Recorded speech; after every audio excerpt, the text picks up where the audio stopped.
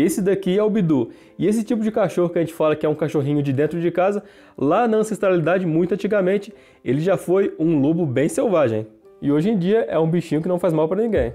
Era o verão de 2018 na Sibéria e um pedaço do permafrost, perto do rio Indigirka, tinha derretido o suficiente para descobrir o corpo de um cachorrinho de 2 meses. Depois que seus restos, quase perfeitamente preservados, foram descobertos, os cientistas determinaram que o filhote tinha surpreendentes 18 mil anos.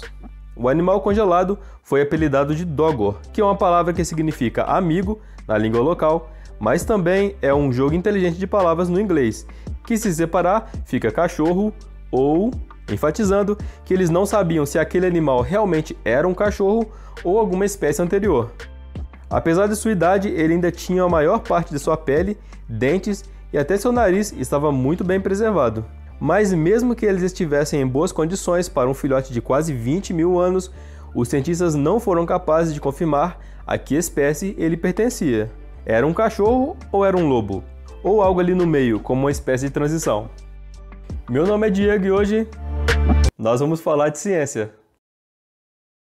O animalzinho Dogor vem de um período em que os cientistas acreditam que os lobos estavam começando a ser domesticados. Então entender se ele era um lobo ou um cachorro pode levar a entender quando e onde os cães começaram a ser domesticados pelo ser humano. Porque ainda não sabemos sobre como os lobos passaram de caçadores ferozes e perigosos para nossos fiéis companheiros caninos. Tipo, quando eles se tornaram domesticados pela primeira vez? Onde isso aconteceu? E como eles mudaram tanto geneticamente a ponto de virar um Pinscher ou um Poodle. Os detalhes ainda não são claros, mas os cientistas concordam que foram necessários milhares de anos para desenvolver nosso vínculo com esses animais. Cães modernos, como o Bidu aqui, pertencem a uma subespécie chamada de Canis lupus familiares. A gente pode traçar suas origens até uma espécie antiga de lobo do Pleistoceno, o ancestral que eles compartilharam com o lobo cinzento moderno chamado Canis lupus. Mas a espécie desse ancestral ainda é desconhecida. Enquanto algumas potenciais espécies ancestrais de lobos foram identificadas, como o extinto lobo taimir, descoberto no norte da Sibéria, geneticamente, a análise mostrou que eles não são ancestrais diretos do que se tornariam os lobos cinzentos atuais. E só para contextualizar, as duas raças de cães mais parecidas com lobos hoje em dia é o Husky e o Malamute do Alasca. Os dois são bem parecidos, mas o Malamute é bem maior. O que a gente pode dizer sobre o estudo de genomas de cães e lobos é que eles começaram a divergir entre 40 e 27 mil anos atrás. E descobrir o momento exato é difícil, porque parece que a subdivisão aconteceu num período muito curto de tempo. E provavelmente houve cruzamento de cães domesticados com lobos selvagens durante as migrações humanas. Assim, os cães pareciam muito com os lobos no início da domesticação. Também é complicado porque essas duas espécies divergentes não são só geneticamente diferentes. Pega o exemplo de um tigre e de uma onça. Os dois são felinos geneticamente diferentes, mas que têm um habitat parecido e um comportamento bem semelhante. Já os lobos e os cães não são assim. Apesar de serem canídeos, eles têm um processo comportamental e genético totalmente diferentes, e em partes isso se deve à proximidade com humanos. Uma das principais características genéticas que os lobos e os cães modernos compartilham é a tendência de iniciar um contato social com membros de outras espécies depois que ficam adultos. E para alguns lobos, essa tendência, juntamente com outros comportamentos, como procurar comida, por exemplo, poderia ter tornado esses animais mais adequados para uma eventual domesticação. Isso é conhecido como o caminho inicial para a domesticação, onde o animal se beneficia de um relacionamento com os humanos, mas há pouco benefício para os próprios humanos, pelo fato de serem mais selvagens, pelo menos no começo. Nesse caso, os primeiros lobos foram atraídos pela comida que os humanos descartavam, o que provavelmente também atraía outros animais que os lobos também predavam. Então era como se fosse matar 2 coelhos com uma cajadada só. E parece que existem evidências que isso aconteceu aproximadamente 28 mil anos atrás. Um artigo publicado em 2020 conseguiu distinguir 2 tipos de canídeos diferentes de um local na República Tcheca. E essas diferenças foram notadas com base no desgaste microscópico dos dentes dos animais. Um grupo tinha indícios que combinavam melhor com uma dieta com mais carne, enquanto outro grupo sugeriam que eles estavam mastigando alimentos mais duros e quebradiços, como ossos, por exemplo. Os pesquisadores acham que essa diferença significa que o grupo que mastigava mais ossos tinha mais proximidades com os assentamentos humanos, porque os humanos comiam a carne e os animais comiam os ossos. Eventualmente, os humanos perceberam que os lobos, uma vez domesticados, poderiam ser úteis. Eles poderiam servir como guardas, trabalhar como caçadores e até ajudar a domesticar outras espécies de gado. E depois disso, onde quer que os humanos fossem, seus companheiros caninos os seguiram. De fato, a gente pode rastrear a propagação da agricultura por meio de um fator genético, a adaptação de cães. Em 2013, os cientistas conseguiram isolar o gene relacionado às mudanças da dieta carnívora dos lobos para a dieta de cães com mais amido. Os cães domésticos têm mais cópias do gene conhecido como AMY2B do que os lobos, e esse gene codifica uma enzima secretada pelo pâncreas que decompõe o amido.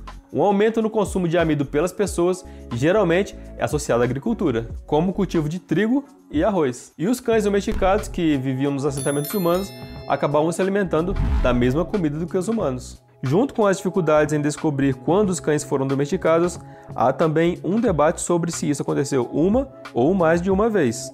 Assim como os gatos, pensava-se que os cães tinham sido domesticados 2 vezes. Porque em 2016, pesquisadores mostraram que a divergência genética entre cães europeus e asiáticos parecia acontecer após algumas amostras de cães antigos serem encontradas nessas áreas, sugerindo que a domesticação aconteceu tanto na Europa quanto na Ásia. Mais um estudo de 2017, um ano depois, sugeriu que os cães só poderiam ter sido domesticados uma única vez. Essa pesquisa sobre o genoma das 2 espécies mostra que isso pode ter acontecido entre 20 mil e 40 mil anos atrás. Um conjunto de restos de cães tinha 7.200 anos e o outro tinha 4.700 anos.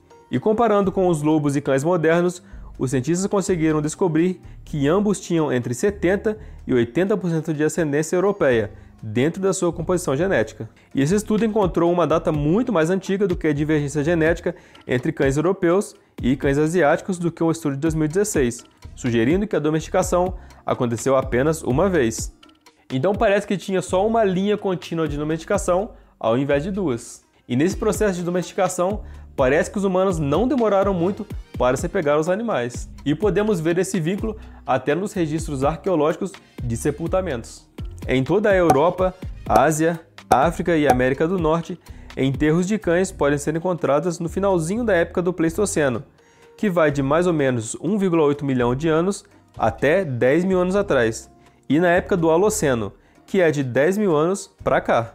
O que torna esses enterros de cães especiais é que muitos deles foram tratados e depositados em maneiras que são semelhantes a como os humanos são enterrados. Isso mostra que os cães eram considerados como companheiros até mesmo na hora da morte. Por exemplo, os restos de um cão macho de 9 mil anos foram encontrados enterrados junto com artefatos de uso humano. Esse era um cão mais velho que tinha várias feridas que foram parcialmente cicatrizadas, mostrando que provavelmente ele foi cuidado em vida. Uma análise genética das suas vértebras mostrou que ele tinha alimentação com recursos terrestres e aquáticos, assim como os humanos da época.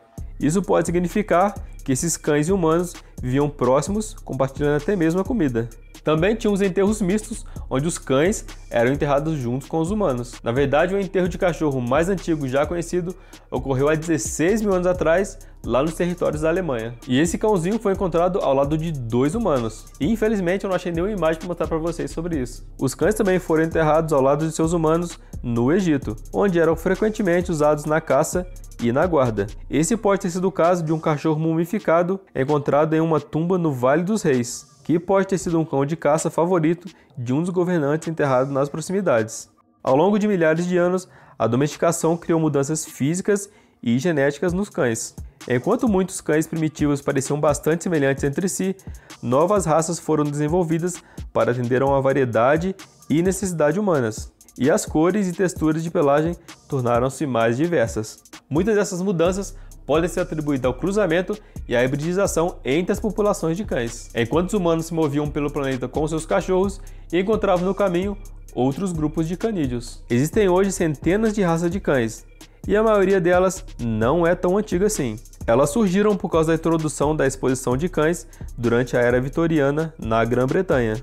Assim, os cães acabaram atraídos por nossos ancestrais pela comida e acabaram se relacionando com humanos, trabalhando e vivendo do lado deles por milhares de anos. Mas a origem dessa relação pode ser muito mais complicada do que os cientistas pensam, já que tem sempre novos fatos e descobertas mudando a história da domesticação dos cães a todo o tempo. E a gente ainda está esperando os resultados de DNA do Doggo, aquele bichinho que eu falei lá no começo do vídeo. A esperança é que possa lançar alguma luz sobre os primeiros dias da domesticação dos cães. Mas o mínimo que a gente pode dizer é que os cães têm sido companheiros dos humanos por milhares e milhares de anos. E agora se inscreve aqui no canal para eu entender que vocês gostaram desse vídeo e para trazer mais conteúdos como esse. E também não esquece de deixar seu like. Muito obrigado por assistir e até o próximo vídeo.